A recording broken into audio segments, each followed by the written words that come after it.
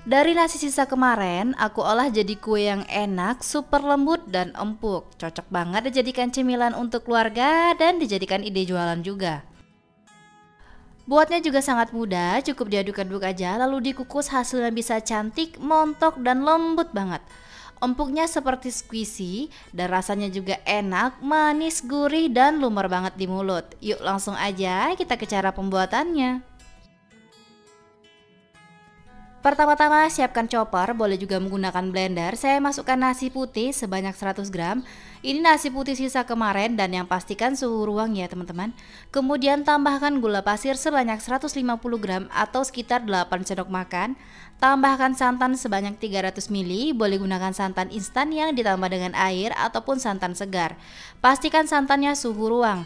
Selanjutnya masukkan garam sebanyak setengah sendok teh dan dihaluskan sampai tercampur rata dan benar-benar halus ya teman-teman.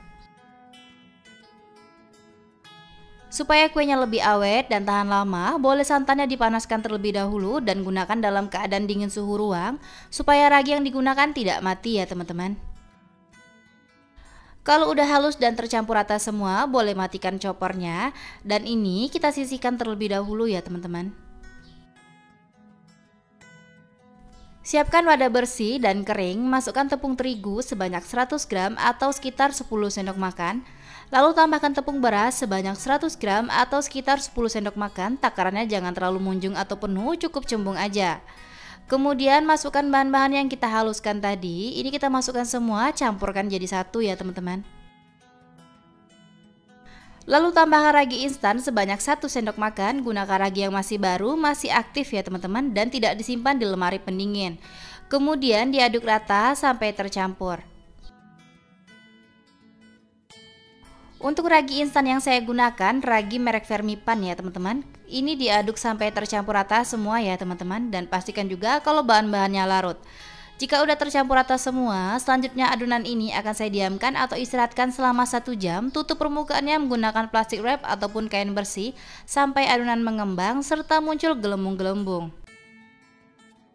Dan setelah 1 jam adonannya sudah mengembang serta muncul gelembung-gelembung pada permukaan adonan, kita buka tutupnya. Selanjutnya adonan ini akan saya aduk dengan whisker sampai adonannya menyusut serta gelembung-gelembungnya pecah.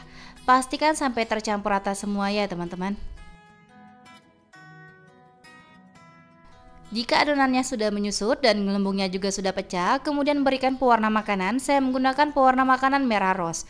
Ini bebas sesuai selera ya teman-teman. Kemudian diaduk rata sampai tercampur. Dan kalau udah tercampur rata semua, sisihkan adonan ini terlebih dahulu dan kemudian kita siapkan cetakannya. Saya gunakan cetakan talam dan boleh menggunakan cetakan apapun dan yang pasti olesi minyak sayur ya teman-teman supaya tidak lengket.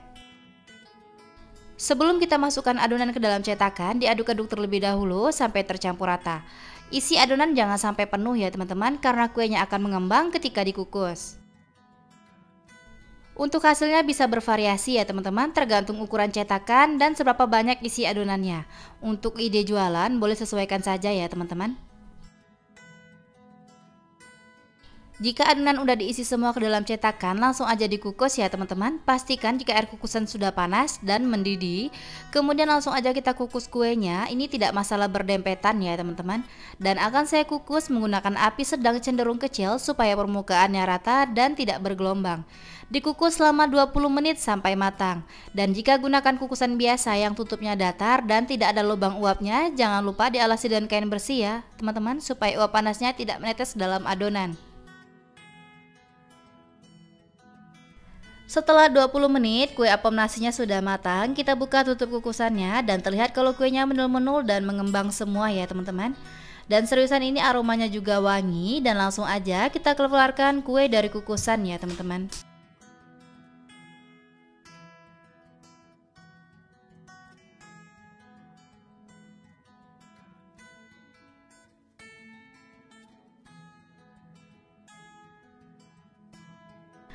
Dan dalam keadaan masih panas, kita langsung aja keluarkan kue dari cetakan supaya tidak lengket dan teman-teman bisa lihat sangat mudah sekali mengeluarkannya.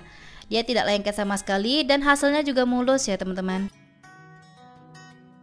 Dari satu resep saya dapat sebanyak 20 buah, hasilnya lumayan banyak dan ini bervariasi ya teman-teman, tergantung berapa ukuran cetakan yang digunakan dan seberapa banyak isi adonan ke dalam cetakan. Kuenya sangat terlihat menul-menul dan gembul-gembul banget. Seriusan ini ketika saya tekan lembut banget, empuknya sama seperti squishy ya teman-teman. Teman-teman yang pengen coba-coba jualan boleh gunakan resep ini karena modalnya juga sangat hemat dan hasilnya lumayan banyak. Buatnya juga sangat mudah, diaduk-aduk aja lalu dikukus. Kuenya juga sangat montok-montok, menul-menul dan lembut banget. Kuenya terlihat sangat menggiurkan sekali ya teman-teman, dan terlihat kalau kuenya ini mulus, halus dan lembut banget. Dan ketika saya belah, seratnya kelihatan sangat halus, lembut, empuk dan lumer banget di mulut. Untuk rasanya ini enak banget, manisnya pas, aromanya wangi, gurih santannya berasa, dan dimakan tanpa topping kelapa pun tetap enak. Apalagi ditambah dengan topping kelapa kukus, makin enak dan makin mantap. Kue ini juga cocok banget dijadikan cemilan bareng keluarga tercinta, teman minum kopi atau teh. Seriusan ini rasanya enak, mantep banget. Juga cocok dijadikan sajian saat ada acara, dan resep ini rekomen banget teman-teman cobain di rumah. Terima kasih sudah menonton video saya, semoga bermanfaat. Selamat mencoba, sampai jumpa di video selanjutnya.